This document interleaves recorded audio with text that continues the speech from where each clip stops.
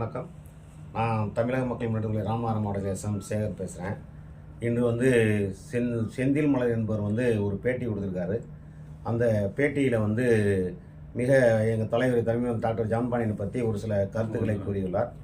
அந்த கருத்துக்கள் இவர் 10 நாளைக்கு முன்பாக அதிமுகவுக்கான ஆதரவு லெட்டர் பேடை கொடுத்தார். அந்த லெட்டர் பேடுக்கு மரியாதை இல்லை போல.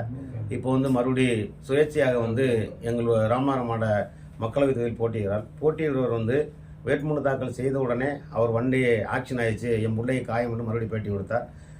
எங்கள் முதுகுளத்தூரில் அமைந்துள்ள மாவீரன் சுந்தரநாள் சிலையை கூட மாலை போடும்போது வெறும் 3 பேர் மாலை போட்டாங்க.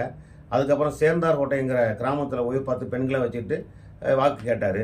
இப்போ பேட்டி கொடுக்கார 30 ஆண்டு காலமாக தென்காசி ஆண்டுகிட்டு இருந்த எங்கள் அண்ணாச்சியை எதிர்த்து இவர் நிற்கிறான்னு சொல்லிட்டு 40 ஆண்டு காலம் சமூகத்துக்கு உழைச்சி யார், நீ அதை உனக்கு அடையாளப்படுத்த யார், தஞ்சை மாநாட்டில் உன்னை பேச வச்சோம்ல, அதுதான் எங்களுடைய கைதை. அங்கே பேசித்தான் நீ பேர் வாங்குற. இப்போ எங்கள் தலைவரை பற்றி பேச உங்களுக்கு என்ன அருகதை இருக்குது? நீ எங்கே பணத்தை வாங்கிட்டு எலெக்ஷன் நிற்கிறியோ உங்கள் எலெக்ஷன் வேலையை மட்டும் பாரு, மற்றதை பேசினா நல்லா இருக்காது. ரைட்டு. நாங்களும் தேவரும் தேவேந்திரன் பல ஆண்டுகளாக சண்டை ஓட்டான், வழக்கில் சந்தித்தான், என் மீதும் பல வழக்குகள் இருக்குது.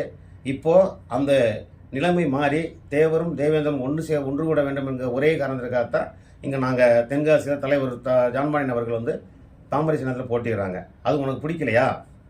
அந்த கால் பிடிச்ச உன்னை யாரும் பணம் கொடுத்து கூப்பிடலையா? கூப்பிட்டானே அங்கே போயிருப்பேன்.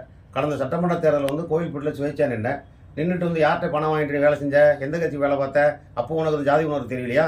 இப்போ மட்டும் பணம் கூட ஒன்று பேசுவேன், பணம் நடுவு மாதிரி பேசுவா. இனிமேல் எங்கள் தலைவரை பற்றி தரக்குறைவான வார்த்தையை பேசுவதை நிறுத்திக் கொள்வது தம்பி செந்தில் மலருக்கு நல்லது. நன்றி, வணக்கம்.